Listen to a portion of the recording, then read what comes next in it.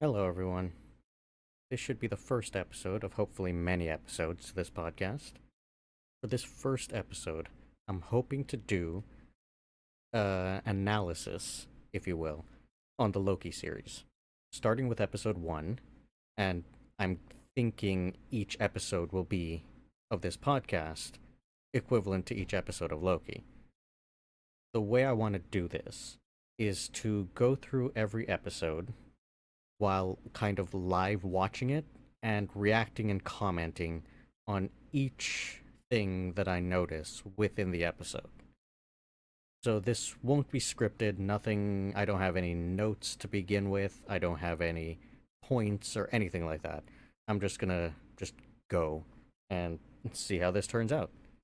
So, for copyright reasons, I won't have any of the audio or video from the series, but I will be mentioning throughout where I'm pausing and what kind of time I'm pausing at as I have the video up on my screen so I can see it, and I have the little time marker and all of that.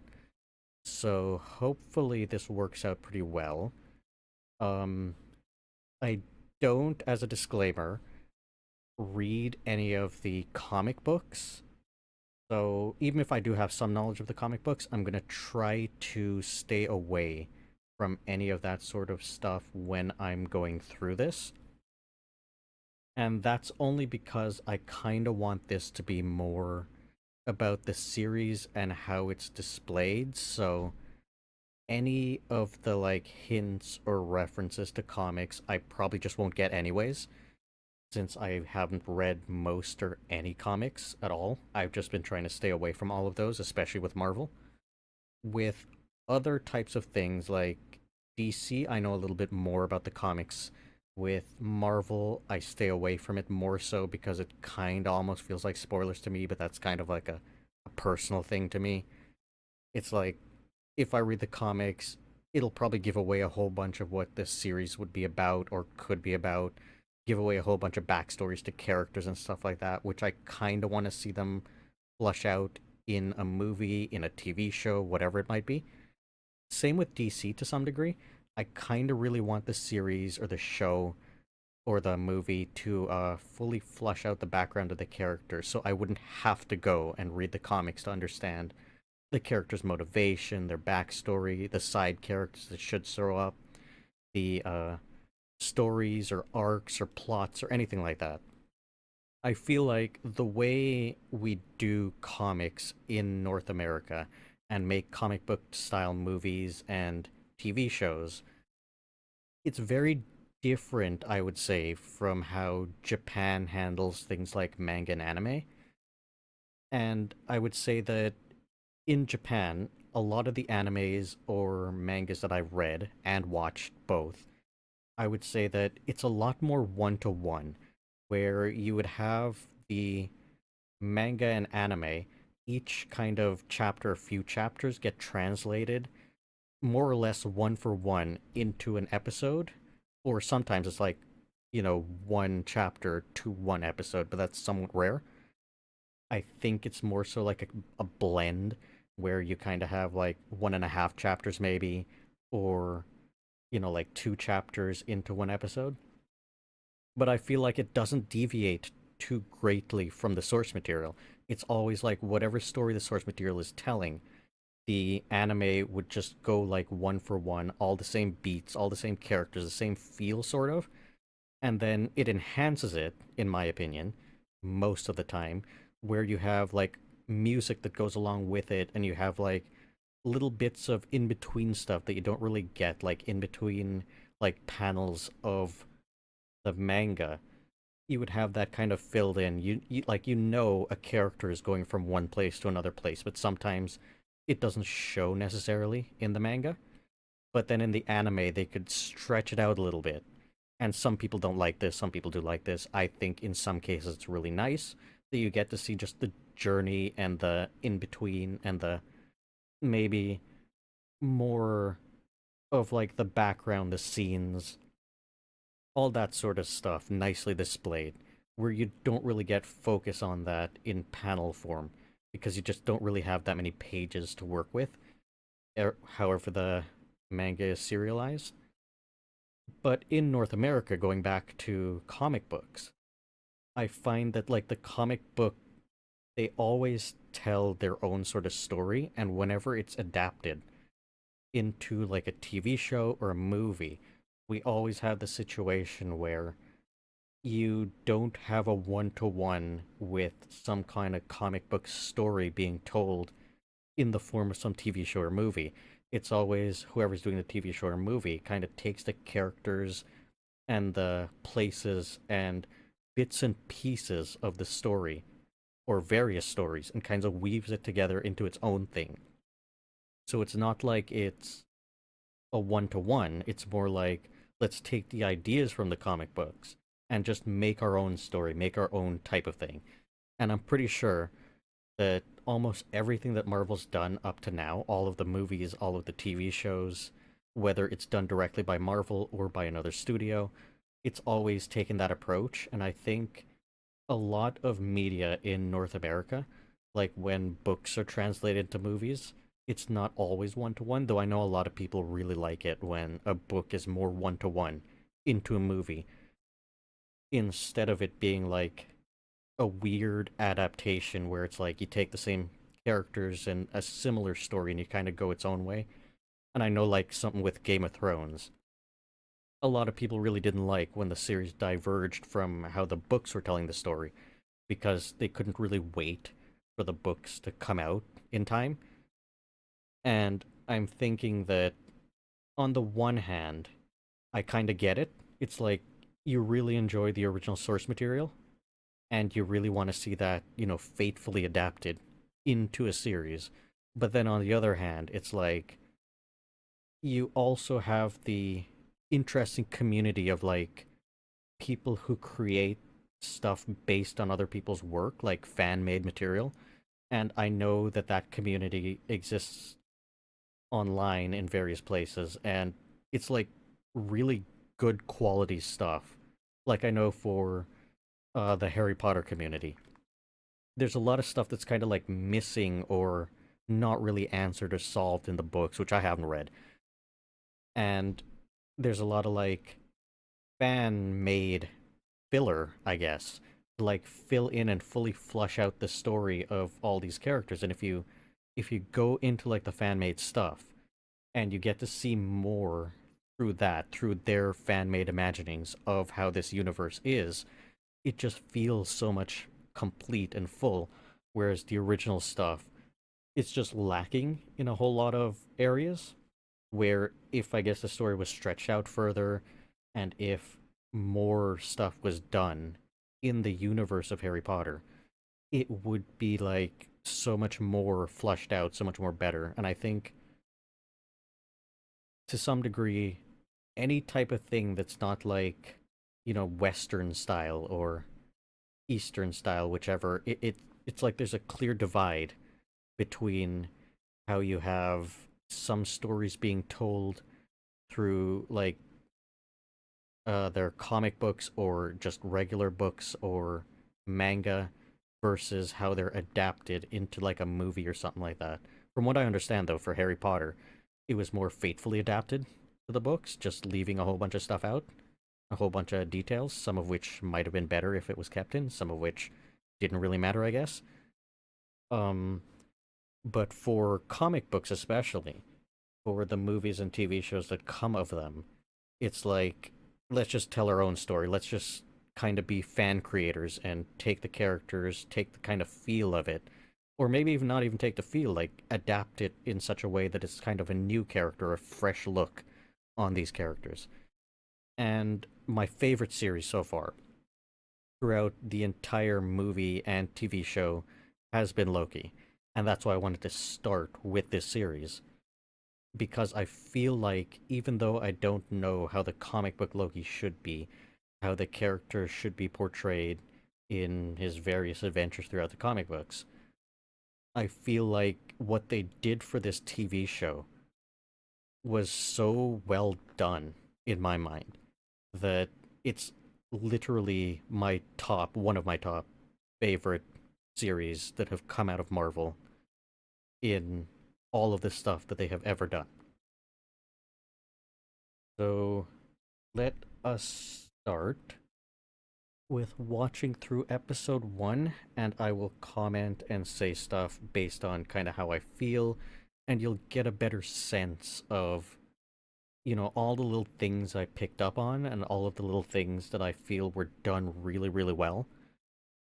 And I think that's kind of how I want to do this first episode and this series, is just watching through and then kind of while watching comment. And I know I could do it a different way where I would like take notes and then kind of write a script or something like that, but I just do not have time for any of that. Working a full-time job is just, I don't have any time at the end of the day to do something like that, and I really want to kind of get my ideas out and get my thoughts out, whether they're good, they're bad, whatever. You could judge them however you feel. It's almost like I kind of have all of these ideas and thoughts, and I'd want to get them out. And I'm recording this before Loki season 2 comes out because I also want to do a kind of watch through of the trailer and guess or predict what I think might happen in season 2. And I haven't watched any, or seen any spoilers at all for season 2. I've only seen the trailer. I don't even know if I've seen all the trailers that have come out. I think I've seen like at least one or two of them. And I kind of want to say what I hope to happen, not just with this series, but with Marvel going into the next phases in general. Because I think Loki, to a lot of the fans that have followed both the shows and the movies, was the first setup of the big bad and the kind of consequences of what's happening with the multiverse when all of that was set up. And unfortunately, the people who only really watch the movies or may have missed this show, they kind of got a taste of it in Ant-Man, but I don't feel like it was really that good, or it really portrayed how the multiverse really is in that show. And then with Doctor Strange or with Spider-Man, you kind of had a little glimpses into the multiverse from those shows or those movies, but I don't think they really gave enough. In Doctor Strange, it was more like, I don't know, a kind of, you hop through a whole bunch of different universes and you kind of see, oh, they're so wildly different and whatever. And then you end up in like some main other universe and you kind of get to see the consequences of certain actions, which I kind of want to talk about in a different episode altogether when I go through that particular movie. But, and then in Spider Man, you kind of see, a different portrayal, I guess. Not just Spider-Man the live action, but also Spider-Man the animated, the two movies that were really amazing. But you also get to see from those all the Spider-Man content. The a little bit more about how the multiverse might be structured and certain consequences of actions and that sort of stuff. But I think in Loki especially, setting up the main bad guy the way that it did, since you didn't really get Kang in any of the other stuff, except for Ant-Man, I feel like it more so, fully set up the gravity of the situation and maybe some hints of how they planned, at least in the beginning, to kind of do this character, the Kang character and his story arc throughout the next phase or next few phases or however they plan to do it. So I feel like this series was like the perfect entrance point to setting up their next phase, their next few phases, whatever it might be, their next like epoch or whatever of series of movies and TV shows that are all a part of the main story that they're trying to tell.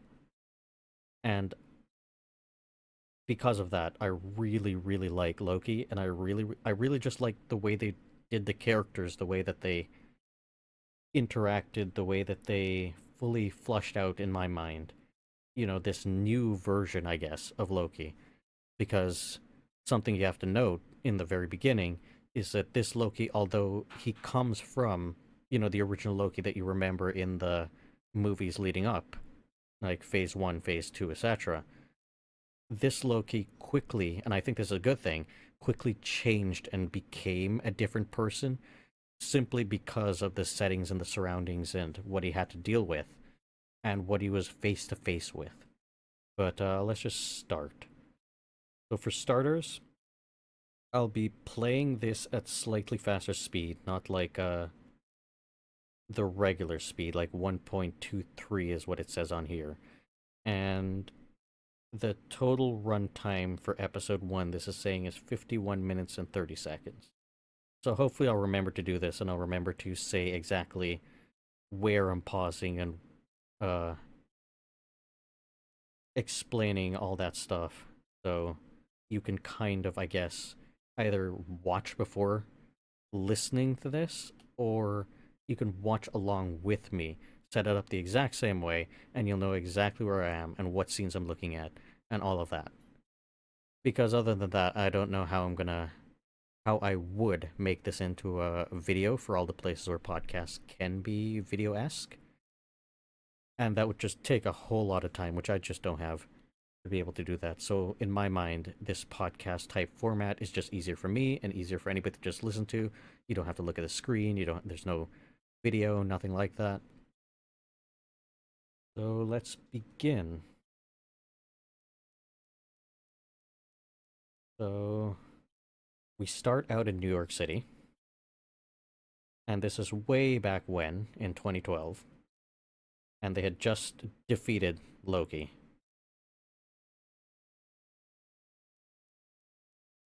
So then they're taking him away. Hulk can't go into the elevator, unfortunately. Let me skip ahead a little bit. And right here is supposed to be the turning point at 47 seconds in, where you have a situation that Loki sees, clearly sees this. It's like, oh, look at that, Tesseract's on the ground. Look at it scroll across the ground. And he's like, let me keep track of this. Let me watch this. And look at that. Open right in front of him. Tesseract right there. Now, one thing I will mention is that if none of this was supposed to happen, then it shouldn't have been possible for it to have happened. But that's time travel, whatever, multiverse, whatever. So basically from this first scene where Loki picks up the Tesseract, and you know, if you've seen the series, that he wasn't meant to do what he just did here. He wasn't meant to pick it up and just poof himself away into like the middle of a desert somewhere. If something like this is possible, that means that, and as you know if you watched later in the series, that variations in the timeline can occur. And because of that, it's like Kang doesn't have full control over the timeline or over events that are supposed to occur. It's almost like there's this bubbling on the surface level of, probability or whatever. So things can happen, and if enough of these slight changes occur, then I'm guessing something big enough to branch off into its own timeline happens. And that's when they have to come in and prune it. Or else it would be something like, like a molecule just happened to move left instead of right, and they have to prune that entire universe because, it leads to a whole nother thing. Even though overall, nothing's really different in that universe, it's just one molecule has moved. Which I don't think is the case. I think it's set up in such a way where they don't have to be that detailed about it. In a multiverse, there has to be infinite upon infinite possibilities of, like, literally one tiny atom being slightly different in one universe than another universe, whereas everything else in the entire universe has to be the same, is the exact same time-wise, all the characters do all the same things. So I just don't believe that it's kind of that detailed where Kang is like, oh, well, I have to have, like, infinite time soldiers to go in and prune all these other timelines.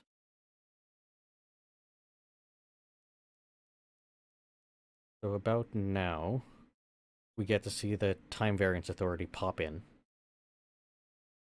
And it's a sequence violation.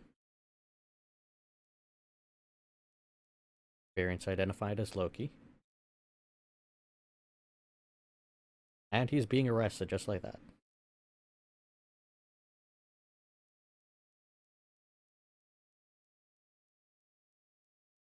See, it's weird. Right here is another oddity at like 4 minutes in. So they pop in and they're kind of like, oh, hands up, you're arrested for like, sequence violation or whatever. And they're just expecting whoever they're trying to arrest to just comply, even though they have no idea who these police force people are or anything like that. It's like, oh, is your last chance, put your hands up or whatever. It's a little bit weird that they just expect people to know, even though clearly later in the series you find out that, or in the same episode, I believe, you find out that people just don't know who these are because they work in secret. And you only know when you need to know, and that's probably when you're being pruned or arrested or whatever. So it's a bit of an odd situation where they're like, "Oh, you're just supposed to know to come with us, and we're, the authorities or the police or whatever," even though you've never heard of us, never seen us before, all of that.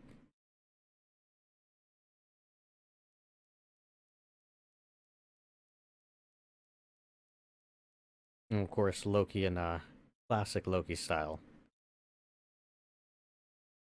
It's like, absolutely not. I'm not going with you.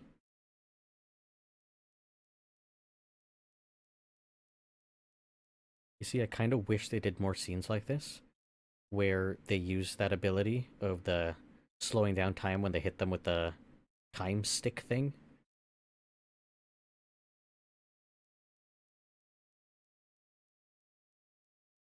Right here, picking up the Tesseract, and then putting the time charge to reset the timeline. Which is also interesting and something they never fully explained yet. We know that this prunes away the timeline. Now, does this prune away the entire universe from that point? Like, every single planet in the entire universe has just been erased. I'm willing to bet that that's how they would have to do it, because I don't think it would make any other sense. I don't know how you locally just erase time but keep everything else in that time intact to be able to keep the sacred timeline in place.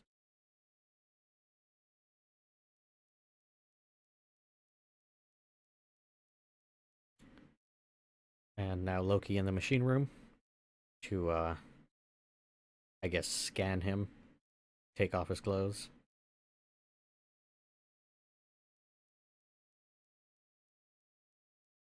And I don't think we get confirmation if this machine has a name or anything. Like, it almost looked like Miss Minutes colors, but it's its own thing that doesn't seem to talk. And then down into the next place.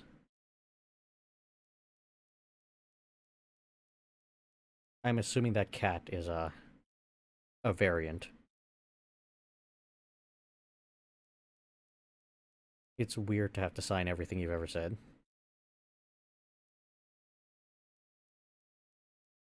It's also weird that they're even giving him a chance at all, like arresting him, having him stand trial, which hasn't happened yet.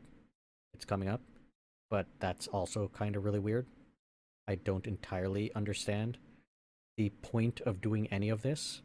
It's almost like a show, but a show for who? Because in the end, they're just going to say, oh, you're guilty, and you need to be pruned. Unless this is a process to choose other people to work for the TVA. Like, in some cases, the variants are, I don't know, good enough quality or whatever, so that they erase their memory and have them work for the TVA, and that's how they recruit more and more people.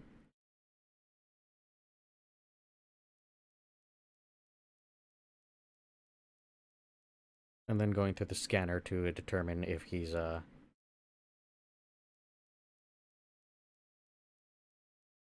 don't even answer what temporal array is.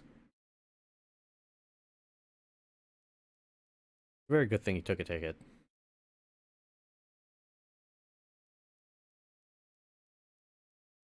And that's the other weird thing.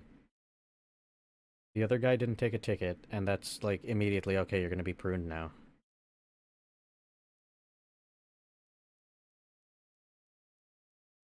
Another oddity, clearly, is that there's only two of them in this long line thing, which is weird.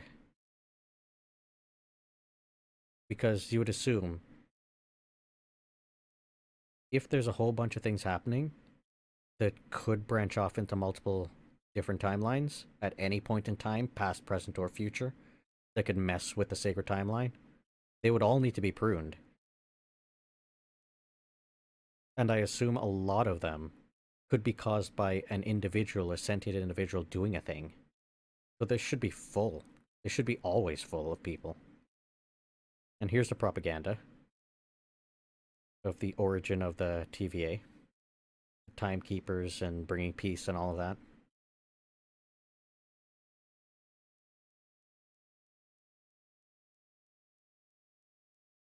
I don't even know what the point of doing this was. Like, why would Kang hide himself behind this lie? Like, it wouldn't even matter if he was the face of this or not.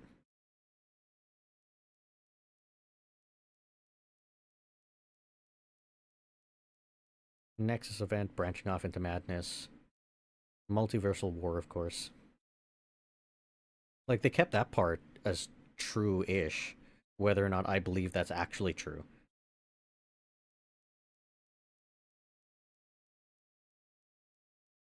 And each time, it's revolving around like a person or an entity doing a thing that they weren't supposed to do that causes it to branch off.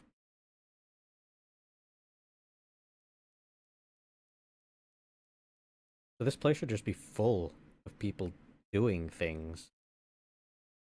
Like just being late for work when you weren't supposed to be late for work, somehow.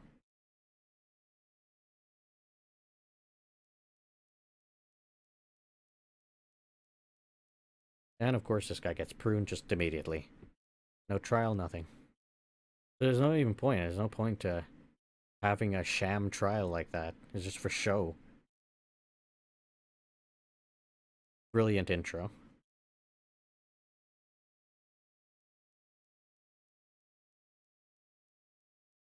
And this entire first part, the entire first 12 minutes until you get to the intro screen with the Loki across the screen and changing characters, gives you a real good sense of how the TVA operates, and it also makes you feel like something's off here.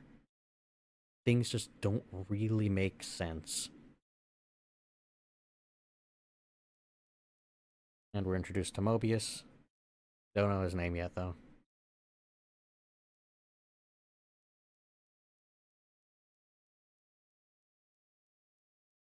Such an awesome character. I'll mention something later on about this character.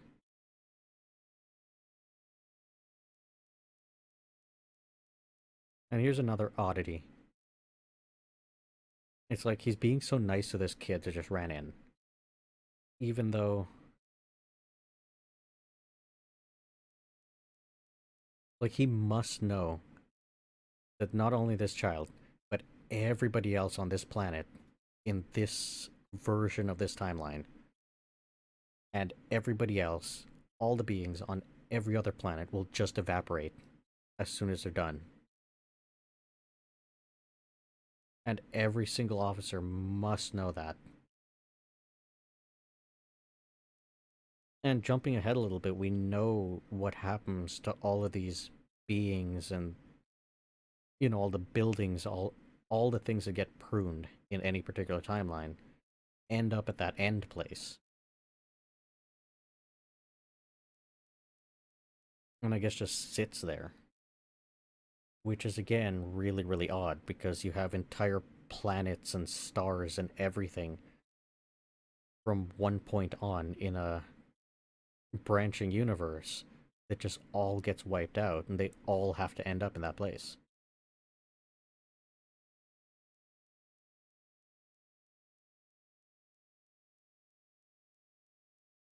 It's also a weird way to depict time, I guess. Because you know the TVA can hop into the future and hop into the past, meaning there is a future and there is a past. And all of these branching timelines should also have futures and pasts. Now, the past should be the exact same, the sacred timeline, but the future is headed off in some other direction.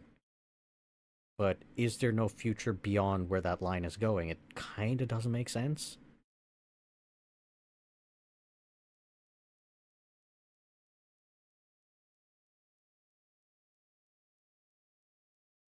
Because, in my mind, as soon as there is a variation, the entirety of the future of that variation, right until the end of that timeline's universe or whatever, should exist. The moment that there's any variation, I'm guessing it's just because it's solidifying at some rate that's slower than, I don't know, instantaneously.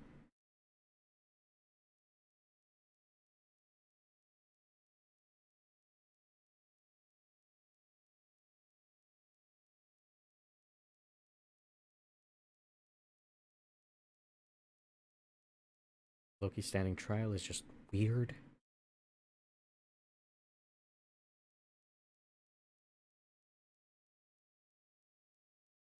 And the way Ramona's talking is like he should know all this, but clearly he's not supposed to. You know, the timekeepers. Like, even if you watch the propaganda video, like, how would he. Why would he believe any of this? And why would you assume him to know anything that he should know?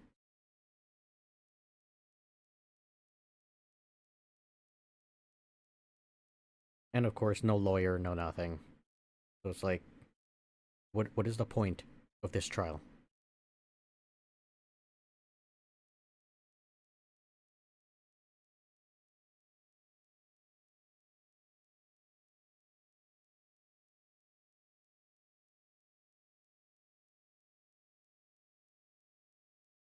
And I don't think they ever answer what being reset means, but it clearly just means being pruned and sent to that place,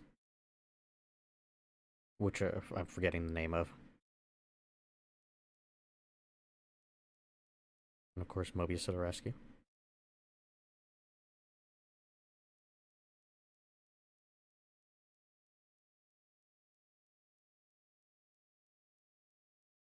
And then you get to see this really cool view at 18 minutes, 19 minutes in, of the entire, I guess, TVA world that they live within, but you never get to see this fully explored. You don't even get to see these cool flying car things. I believe in season 2 you'll be able to see more of this, but look at this place. Look at how vast this place is. Like, what is all this for? Like, clearly they just need infinite people to keep track of and prune, you know, the infinite possible variations that could be bubbling up across all of time, the entire sacred timeline, from beginning to end.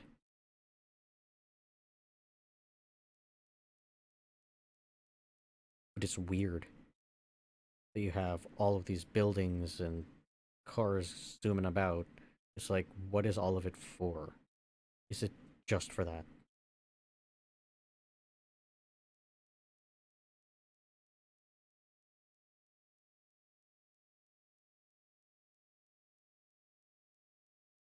And time passes differently here in the TVA. That's an interesting statement. Because clearly by the end of this, we see that even the TVA is not immune from changes in time. Which, again, is weird. It should be something like that's outside of time and couldn't be, you know, interfered with. But clearly that's not the case.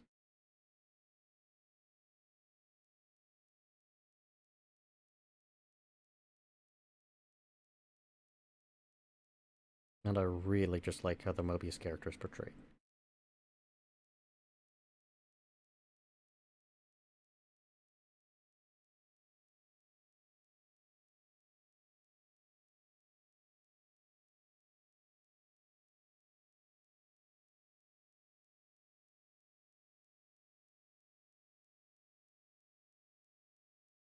And here you go, it's like 21 minutes.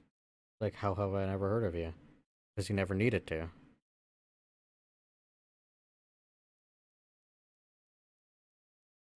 So clearly, he should never have known that these were police. He should never have known that, he needs to go with them or whatever. But when the TVA just show up in the beginning, it's like they're all acting as if whoever they're trying to arrest should know who they are and their authority. When he's standing trial, it's like they believe that he should just know who they are and what all of this is about.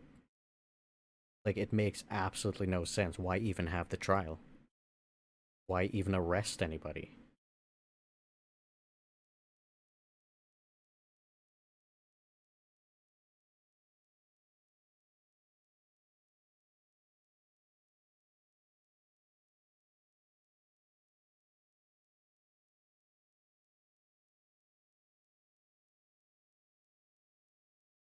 A nice banter between the two of them at the beginning.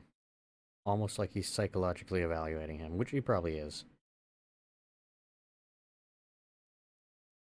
But it's really interesting how he approaches this.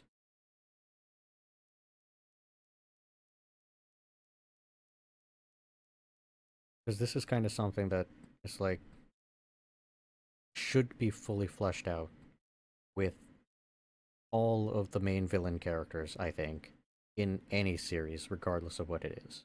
It's like, what's your end goal? What are you actually after? You claim you want to rule Earth or whatever, Midgard. It's like, and then what?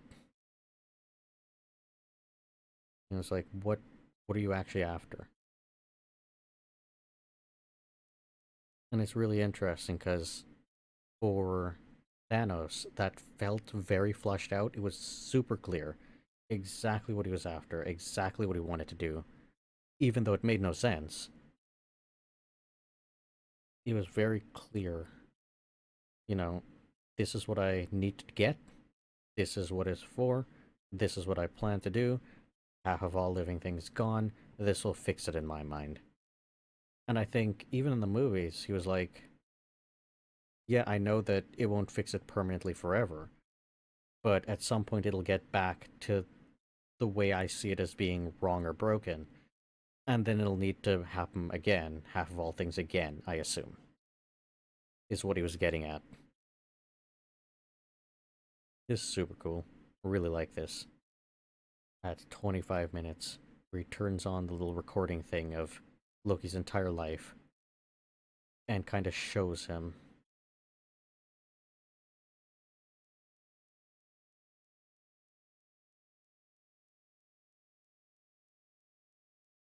It's such a unique and interesting, I guess, power move in this sense, where it's like you can take a bad guy's failure, or a villain's failure, I guess, and not just failure, but everything else, and just put it in their face and show them.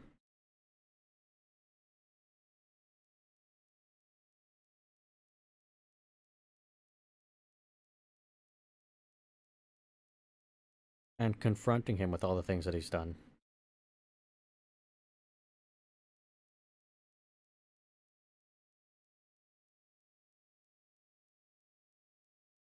So interesting. And I don't think there's any other situation where you could do this with another villain or bad guy.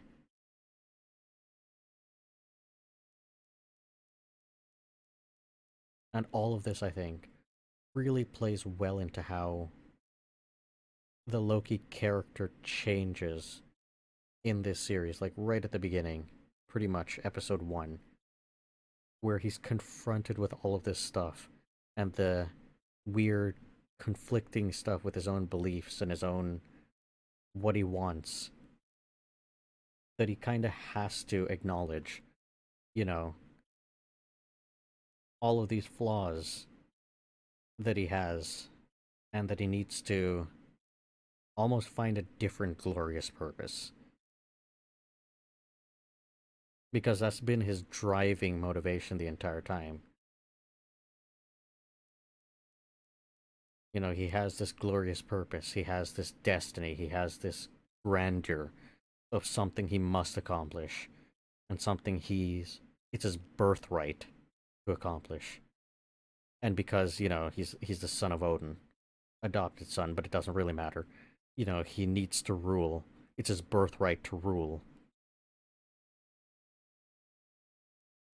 And that's, in his mind, his glorious purpose, what he's meant to do.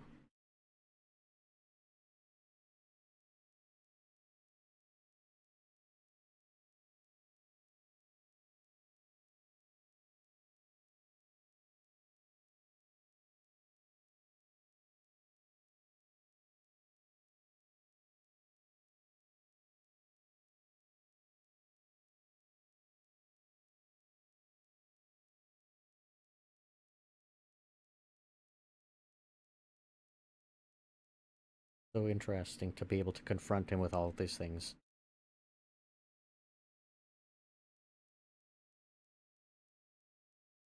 And clearly point out all of the stuff that is odd about the way he operates and thinks,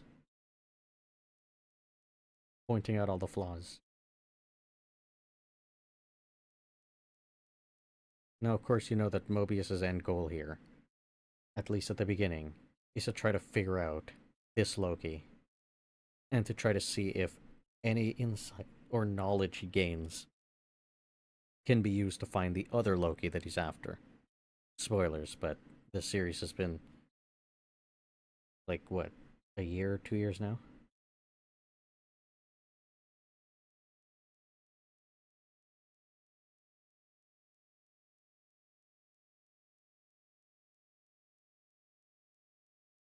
And of course, he believes he's owed this.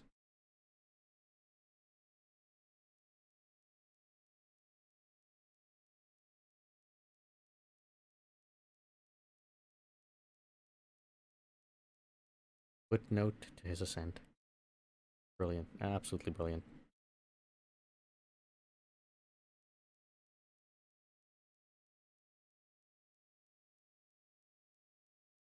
And now showing him his future, or what was meant to happen in the Sacred Timeline.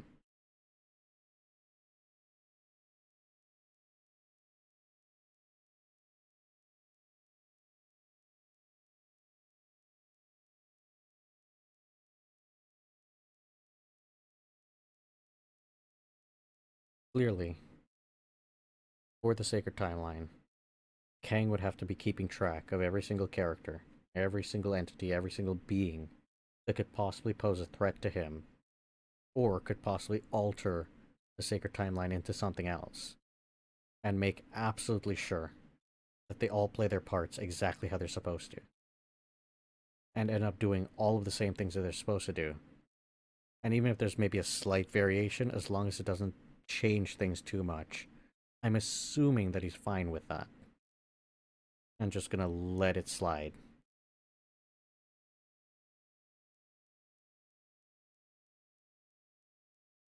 So that, like, original image of the Sacred Timeline, where it's not kind of like a super thin, infinitely thin string, where it needs to be absolutely perfect.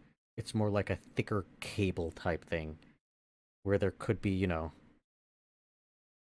little bits of variations, as long as it still fits within this, like, tube or cylinder, then it's fine. If it gets too far away, then it's not fine.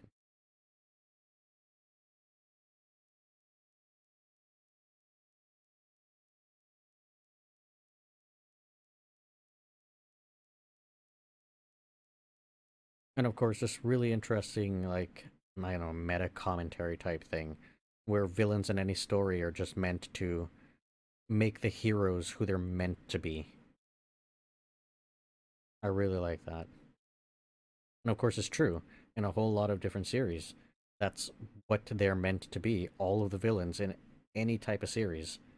You always start out with, like, a lesser villain and then a more intense villain, and so on and so on. Whether it's a series where the characters need to get stronger, you meet stronger and stronger characters along the way. And their sole purpose is to make the character who they need to be to defeat, I guess, the big bad guy in the end or whatever. Now, some series do take those villain characters and make more of them, make them into like either a hero or not such a villain, or maybe just throw them away and forget that they ever existed, which happens in some cases. Don't like that though, because I feel like it's just a waste of a character if you do that. If you just either defeat and or kill the villain off and not really use them for anything else. Though in some cases, like, fine. You can't have too many characters.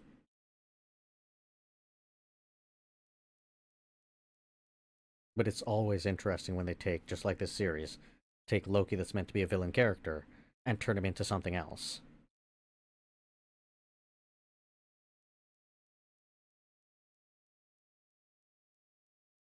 And his threat to Casey is just so funny at 35 minutes. And he doesn't even know what he's being threatened with. He doesn't even know what a fish is. Which is weird too. But I mean, I guess he's just a TVA desk worker, so he doesn't need to know what exists in the outside world. And I hope in season 2 we get more fleshed out of these characters and see their little quirks and stuff, because that's just really interesting. If you're not a field agent, you don't need to know anything about reality.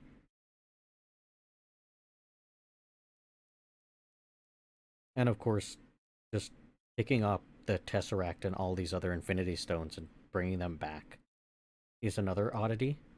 Because if you can just prune the timeline, and I'm guessing all the other Infinity Stones in that timeline, like the Loki timeline where they pick up the Tesseract and bring it back, but the rest of the Infinity Stones should exist throughout time space in that alternate timeline. All of those just get pruned away and disappeared.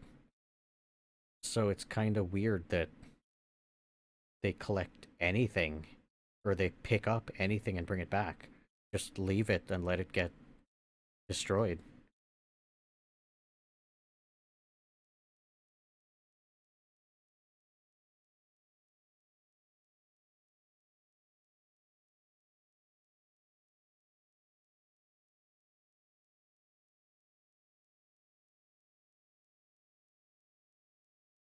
And then the Tesseract not working. I don't know if they really have an explanation as to why it's just not working here, even though we know this place operates somewhat within time, like time is flowing here. But the fact that Infinity Stones have no power here is odd, and it's almost like it's built that way.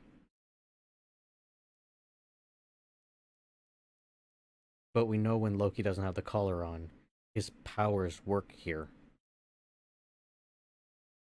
if I remember correctly. I might be completely off on that, but if I remember correctly, people's powers, if they do have powers, will work here, yet the Infinity Stones are just turned off here.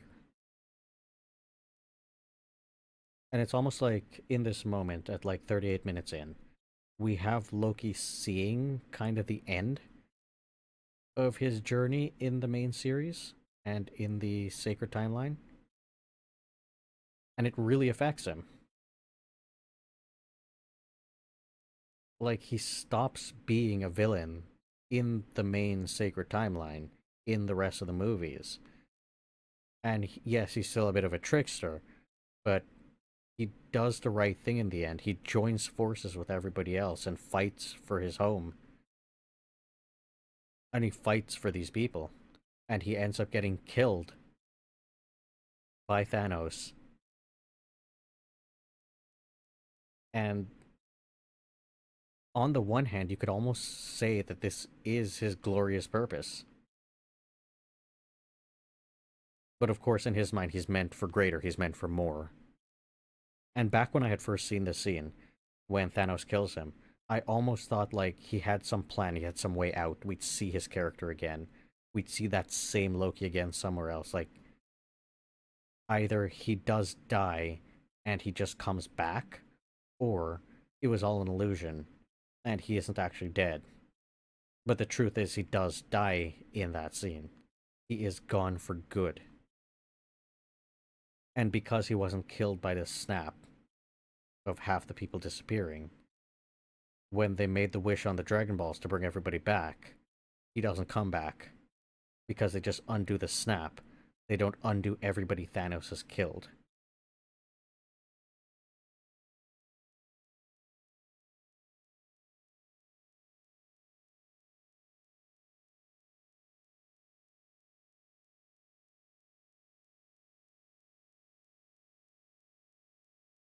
So him seeing all of this stuff, him seeing what his future is meant to be,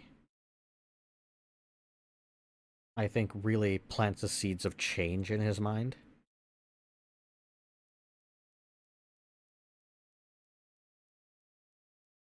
And really, you start to see the transformation of him still being him, but also becoming somebody more.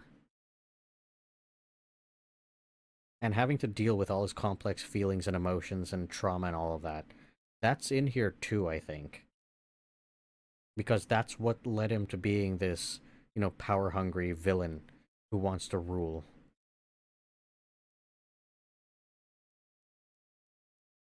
All of that stuff that happened in his past. And I think he has to work through all of that throughout this series, and I really like that they do that. So it's not just like, oh, here's just a completely different character or whatever. Here's a character that you know and you understand from the series, from all the movies leading up to this, and you kind of know how this character is. But here's him having to face all of his internal turmoil, his past, what his future is supposed to be, and having to be somebody else so that that doesn't happen. So that he can still pursue some kind of glorious purpose. Some just purpose in general, even though he keeps calling it glorious purpose. But he's forced to confront himself and who he is and work through all of that.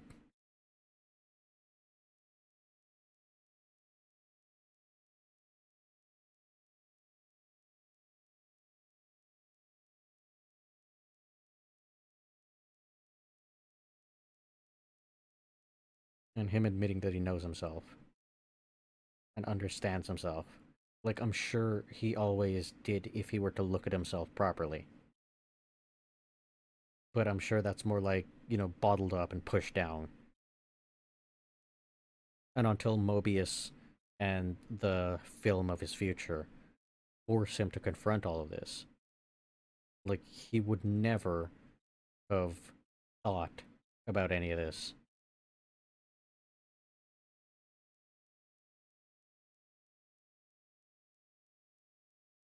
Like, I don't think the change in the series when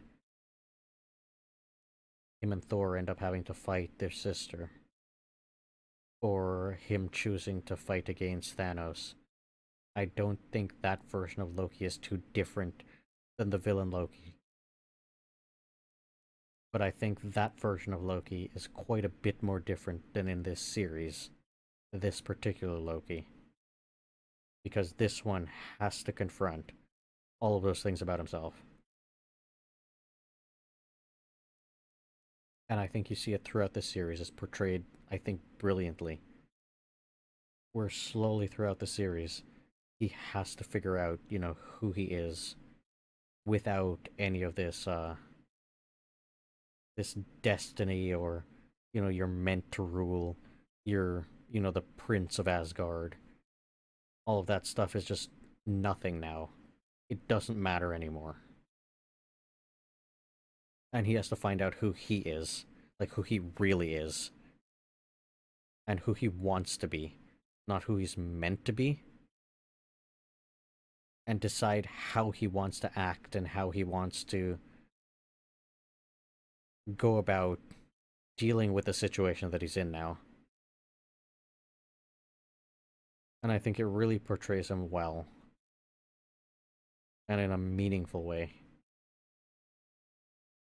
and gives his character so much more depth in my mind than he necessarily had before.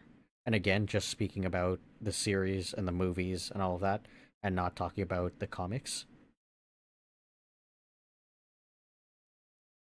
I feel like the depth this series gives to his character and Sylvie and Mobius, and hopefully gives to a few other characters in season 2. I feel like it's just done so well and feels so legitimate, like working through all this trauma, the inconsistencies in the way you think about how his character thinks and how his character acts and what he believes his purpose is supposed to be and all of that. I think it's just really well done how he just slowly changes into somebody who almost seems unrecognizable to the previous version of Loki. And I hope in season 2 there's this one scene in the trailer that shows what almost looks like him confronting himself, and the himself before he changed in that same room in episode 1 of season 1. And it would be really interesting to see how those two interact with each other. And I also wonder if they're gonna if it's gonna create some kind of time absolute paradox mess thing where in the TVA a future Loki meets a past Loki, even though that past Loki never should have met a future Loki, as far as we've been watching.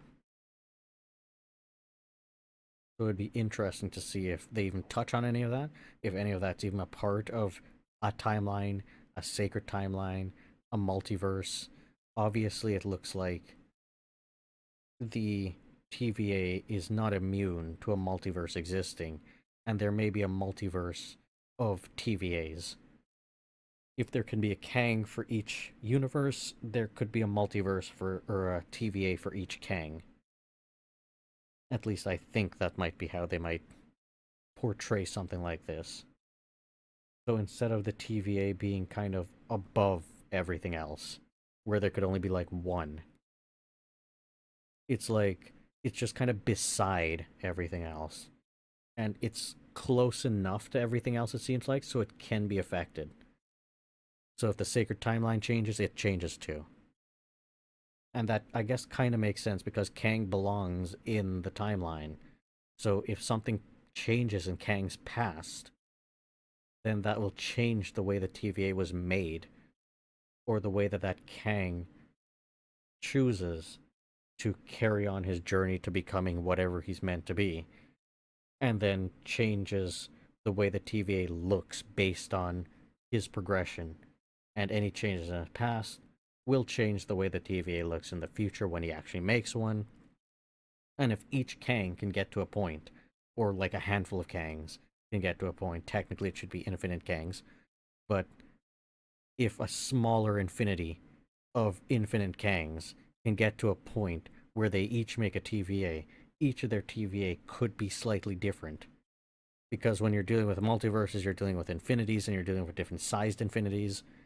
And I doubt that Marvel or this series is going to get anywhere into the weeds of any of that.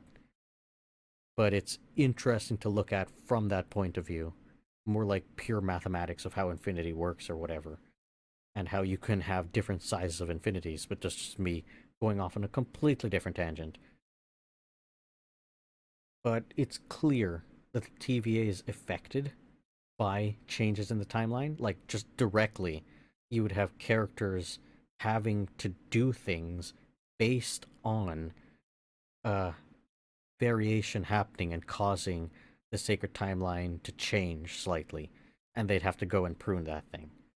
So if that's the case, then clearly in one telling of a sacred timeline loop, if you can call it a loop, they might be planning to make it a loop and just have Kang sitting back in that same spot where you find him at the end of Loki.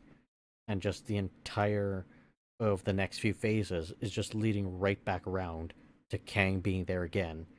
Which I kind of like if they go in a certain direction with that. I kind of dislike if they go in a different direction with that. Mixed feelings. I'll probably go over that in a different episode. Probably at the end of Loki. Because Loki just sets up so many things for me to just be like, okay, this is how the entire series is going to go. From all the movies, from all the TV shows, this is just how it's going to do, play by play. It's going to be setting up a situation where Kang is just right. He'll come back and end up in that same place again because a version of him will end up finding the Alioth, and then ending up winning the multiverse war, forming the TVA, forming the Sacred Timeline, keeping an eye over the Sacred Timeline. However, infinite time passes, and he's just there sitting bored, being like, "Oh, I guess I have nothing left to do, and I really don't like governing over this thing anymore. I don't know, maybe I'll mess with a Loki or something like that, allow him to get all the way here, and yeah, he'll kill me and he'll take over, or she'll take over, whoever will take over, and this might have happened again and again and again. You have no idea." So that's kind of my thoughts on the overarching kind of strategy of how they might be trying to play this. Where in the end, the heroes don't really win. It's just we're back to where we started. And some people might like that, and some people might be like, oh, well, this is the only way for it to end. For Kang to be back in that same spot and everything business as usual. But in my mind, it's like, that's not satisfying. That's not a win. That's a major loss. And you give up on a whole lot of stories that could be told if you don't have it structured that way. Because if you want to keep it that way, this is almost like an analogy to how the movies have been going so far. You know, this is every single movie and every single TV show that's meant to be part of the Marvel Cinematic Universe is almost like a part of the Sacred Timeline, and you can't really have Marvel doing another movie that isn't really part of the timeline, or a show that isn't really part of the timeline, because it almost, in their mind, I'm thinking, and in the mind of a lot of fans, it's like, what's the point of watching that when it's not part of this major thing you've been building up? So, on the one hand, it's like there's a whole bunch of people that are invested now over however many years it's been in whatever story Marvel is trying to tell, from phase 1 to phase 2 to this newest phase, and wanting to see where this is going to go, if this will end. And then there's a whole bunch of other people that are kind of like, oh, well, I'm tired of, all these comic book movies and all of these, I have to watch like 50 different movies before I'm caught up and I can understand this one show over here. But obviously, that's not the case. I don't like it when people believe that's the case. A lot of the movies in my mind, even though I have seen them all, and I have seen pretty much all of the shows, both that are part of the cinematic universe and some that are not part of it, I don't think you really need most, if any, of the shows. Loki's a really good show to watch, just because it's an awesome show. And there's a whole bunch of other shows I think should be watched because they're really good shows. But there's a whole bunch of shows you could just skip, and I don't think you'll really need them to watch any of the movies. And similarly, there's a whole bunch of movies you could just skip because I don't think you really need them to watch any of the main, like, Avengers movies. It would be good to watch and see how the character develops leading up into an Avengers movie, but I don't think you really need it. Like the very first Hulk movie that's supposed to introduce the Hulk, I don't even know if that's canon. I don't even know if that's supposed to be a part of anything. So something like that, you could just skip it, and Hulk is just there. He's just introduced. You kind of know the character, and you kind of get a feel for the character through the main movies he's in.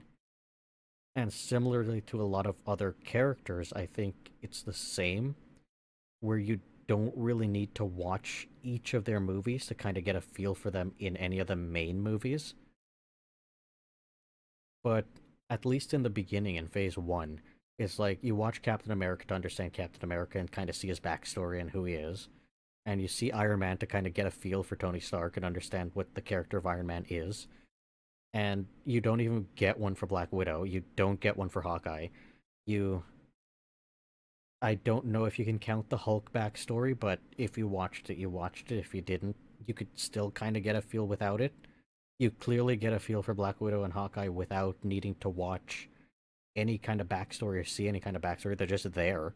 They're just in the Avengers movie.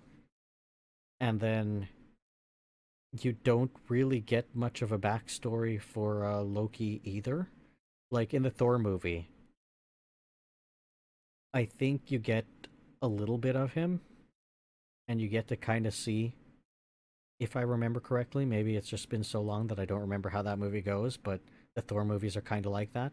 I kind of don't remember the second movie all that much, to be honest. And the third movie was really, really good, I think. But the first movie, to introduce him, you kind of get a feel for his backstory, his character, but then it's almost like they start out with a character that they didn't really like, or I should rephrase that. They start out with a character that people shouldn't really like, and then they morph him into a character that, is the character they want to move forward with. This is a Thor that we want people to understand. This is a Tony Stark we want people to understand. And at least for Iron Man and Tony Stark, throughout each of the movies, what I really like, and I'll probably do a series on that, is how the character morphs from movie to movie and becomes, not just in the Iron Man movies, but the Avengers movies leading all the way up to Endgame, how his character, like, brilliantly portrays this interesting thread of how his character grows and changes and deals with trauma, and then ends up at the end of that movie and at the end of his series, how he becomes, like, this changed individual, completely different than how he was in the beginning. And I don't like that he was killed off. Spoilers. But at this point, if you haven't seen it, well, I don't know why you would be watching something like this or listening to something like this. But for his character, it almost seemed like his way out of all of this, instead of like retiring the character, which I really, really had wished they'd done. Like, okay, gravely injure the guy. He's in a hospital for, like, maybe the next 2-3 years or whatever, recovering. Maybe he loses an arm, but killing him off seemed like the wrong move. It seemed like, in my mind, the true ending for his character would have been just let him, retire and raise his family, and you know put down the mantle of being Iron Man and being able to let go of that, because his whole character is narcissism and control.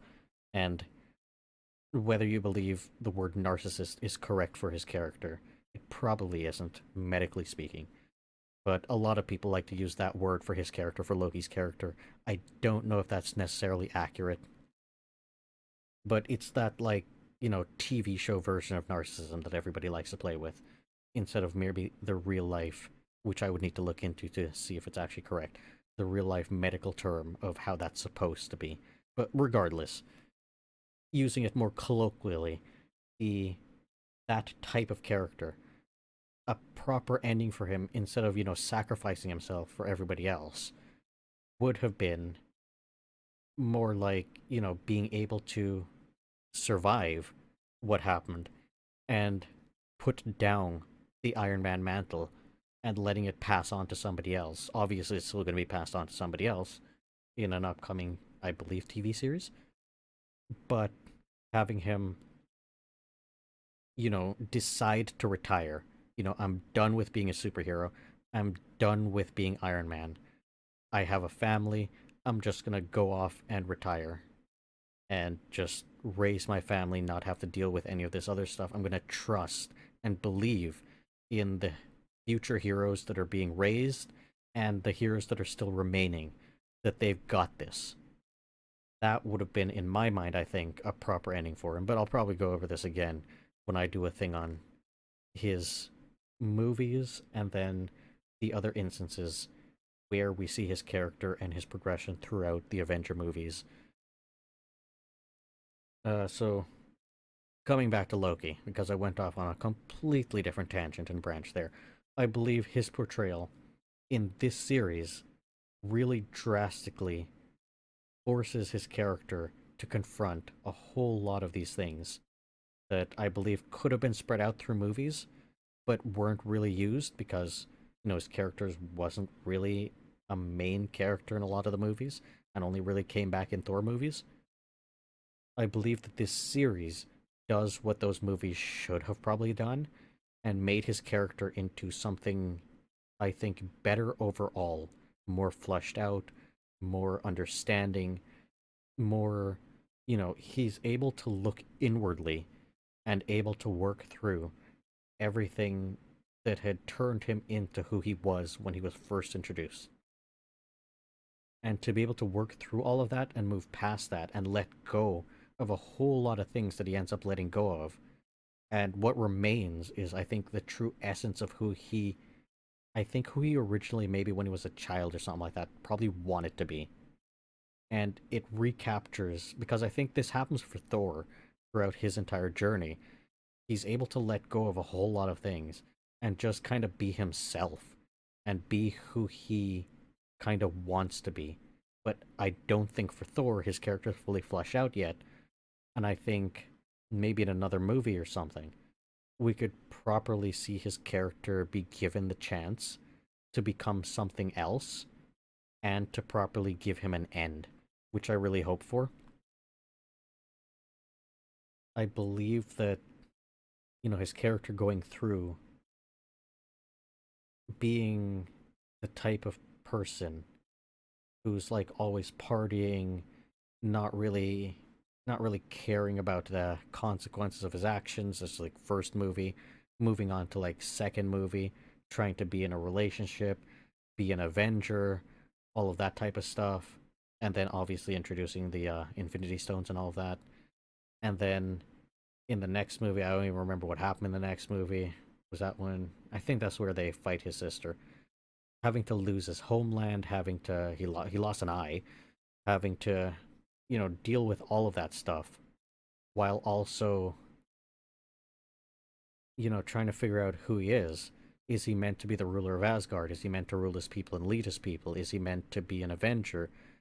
And then having all of that kind of ripped away when Thanos comes and snaps, and him losing everything and feeling like, he blames himself for all of this loss, and it's his fault that he didn't, aim for the neck or aim for the head or whatever and kill him instantly.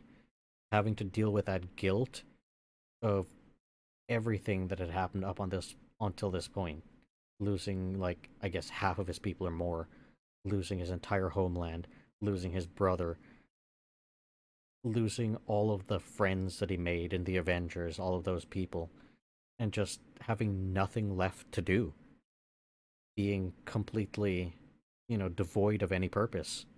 It's kind of the same as with Loki. All of this time, all of these characters feel like they have this purpose, especially Thor and Loki, where they're like, the sons of the ruler. Their whole thing is like, one day I'm gonna become king. I'm gonna become, the ruler of all of this. What am I actually gonna do? How am I actually gonna do this? With Loki, it's like, I'm never really gonna become the ruler. It's always meant to go to my brother. I'm always gonna have to live in his shadow. Even though I'm meant to be a prince, I'm meant to rule, I'm meant to do all of this stuff. I must have some glorious greater purpose than just, you know, being a prince who will never be king, never being able to rule over anything.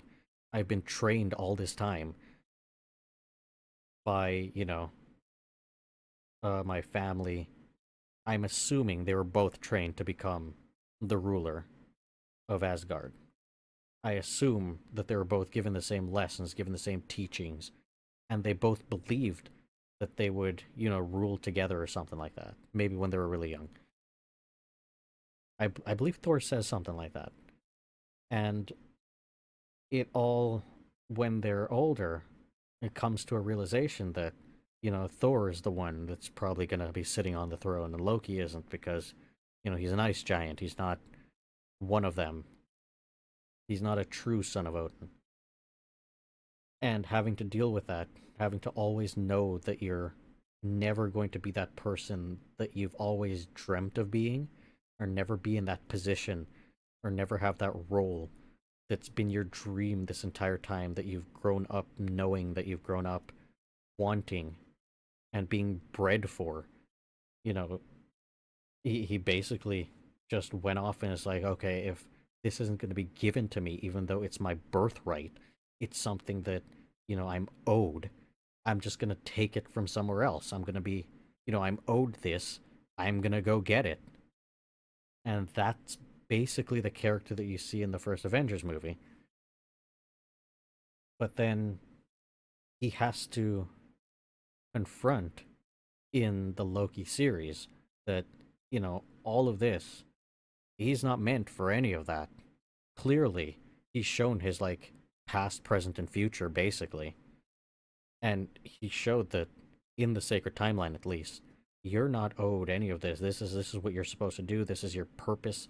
This is your this is this is what's written for you. And you're meant to go and do all of these things at all these crucial moments for everybody else to become who they need to be. And you need to play your part perfectly, and you end up dying at this point, never really, in your mind, achieving what you were meant to achieve. But none of that matters because it's for the betterment of the sacred timeline. It's for how it's supposed to be to lead to what needs to happen for Kang to ascend and blah blah blah.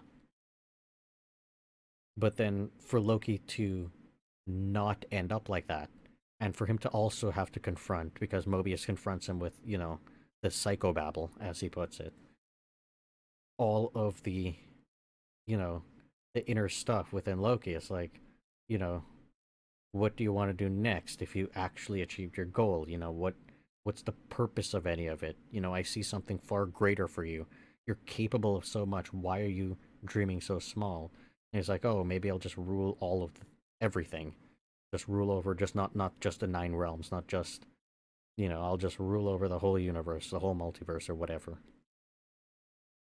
And it's like, yeah, but why do you want any of this? What's driving you? Are you actually going to be happy in the end once you've achieved whatever you believe would make you happy? And I think him having to confront all of that, him having to uh him having to really question himself and think through it himself, even if maybe, he's not really conscious of it, but it's in there somewhere. Him having to bring that to the surface and really think about it, I think that's a start point for him having to deal with and move past a lot of the things that made him who he was.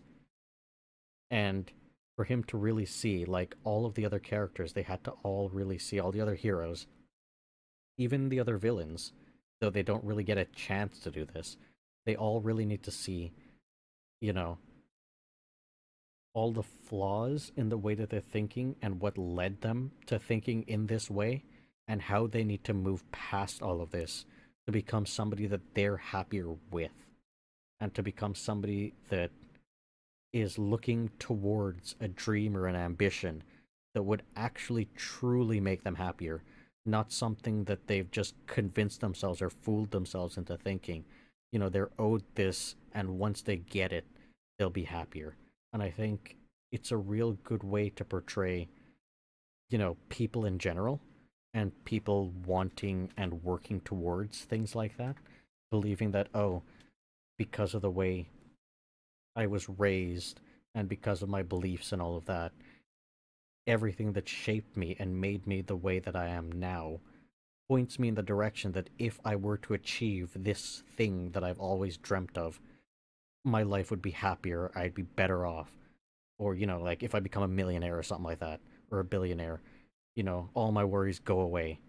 Even though it's true that if you do have a lot of money, you don't have to worry financially, there's still clearly other worries that you have to worry about. It's not that simple.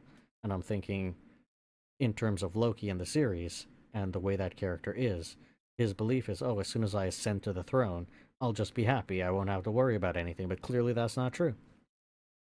The moment he gets to that position, if he ever gets to that position, he does have to worry about stuff. You have to actually rule, you actually have to do the job, which I don't think he really realized, him or Thor, throughout their in throughout the movies and all of that, that they I don't think they ever really realized how difficult that job would have been, and I don't think Odin really told them or even prepared them properly for what it was like for him to have to suffer through ruling the Nine Realms the way that he did. And I think that's why he kind of mellows out from what he seemed to have been in the past. And I think that's why both Thor and Loki kind of end up mellowing out a whole bunch and not really being the way that they were. Because they just have to, for their own sanity, for their own benefit, for their own happiness. They kind of have to kind of let go of all of these things that were built up in them and that they were trained for and that they believed, truly believed in every fiber of their being that they were meant for. And they just have to let go of all of that. And I think it's just brilliantly portrayed in this series. And I kind of wish that other villains and heroes were given the opportunity to work through something like that, work through their trauma, work through their upbringing, work through all the crap that's happened to them in their past, and kind of become better versions of themselves and find a path towards true happiness, towards, something good. And I think for Iron Man, for Tony Stark, that path I think exists in the series. And I think at the end, it shouldn't have ended that way. At the end, I think it should have been him taking those final steps into ending all of his journey up to that point. Obviously, he starts a brand new journey at that point if he had survived and been able to raise a family and all of that, which I think would have been the better ending. It just would have been the start of a brand new journey and a brand new him. And he would have probably just been happier because of that and going forward with that. Now, I also understand that in a comic book universe type setting, you'd always have the next bad guy, you'd always have the next threat to Earth. If Tony Stark lived and existed in an Earth like that, even though he's retired, he's obviously, it wouldn't make sense if he didn't, pop up from time to time to try to help people. So obviously that would have been a thing if he had survived. And I think with a lot of other heroes and characters, if they were physically capable of helping, they would. So it's really difficult, I think, with the comic book universe to retire any character and just have them kind of living a peaceful life. Because at any sign of like danger or something like that, they'd be there. Which I guess kind of messes up the whole retirement from being a hero thing. I don't know, maybe be a part-time hero or something like that. Maybe a consultant. But either way, the whole getting back to some point that I was making earlier, that I've gone on 50 different tangents in all kinds of different directions. I think it would be beneficial if the end of this saga or arc isn't complete until Kang is dealt with and not necessarily put back in the same throne and just left in the background to rule over whatever. And instead, for a multiverse to actually exist going forward, so that Marvel can kind of unshackle themselves from having to do almost a sacred timeline of movies, an MCU of movies, and instead be able to do like just a ton of one-off movies all over the place and not really have them interconnected unless they really want them to be. So they could kind of free themselves from this sacred timeline. And I'm thinking that that would be a really good way to paint this next arc that we're currently in as a way for Marvel to free themselves from their own sacred timeline, the sacred timeline of their own making, as well as have a really good, I think, ending. Because it's just not a good ending if you just have a ruler reascend to the throne and just be like, oh, well, here I am again. I guess I better just be the dictator of all things. It just doesn't make sense in my mind and isn't satisfying in any way to have Kang just be back on his throne, ruling again, and then just the Marvel Cinematic Universe just moving on and doing something else and just having Kang. He's always there in the background above everything else, but, here we are, Marvel Phase 18 or something like that, and we haven't dealt with that there's a dictator guy creating the sacred timeline. That just doesn't make any sense in my mind. to not properly deal with somebody like that. But either way, I'm just gonna stop. I'm just not gonna keep prattling on about all kinds of other things that aren't directly related. But obviously, I can't help myself. I am such a huge fan of this series. I'm such a huge fan of everything Marvel. Even things that I don't really necessarily like the way that series were done. And I have to do something on Secret Invasion because that's probably listed as the lowest thing on my list. Of all the movies, of all the TV shows, that's probably going to be the lowest on my list. And I should probably do a thing on that at some point. But yeah, that's the end of season one. Yes, I did go on and on about a whole bunch of different things that are completely unrelated. But whatever. It's just, I'm such a huge fan of other things. And as an ending note, this channel, this series, this podcast won't necessarily just be on Marvel and won't necessarily just be on TV shows. It'll just be on anything I'm kind of a fan of. So TV shows, movies, maybe anime and manga, maybe video games, maybe, but video games are a little bit more complicated because I'd have to play through the entire thing and then kind of go on about them. But yeah, we'll see. So thank you for listening, and I'll see you in the next episode.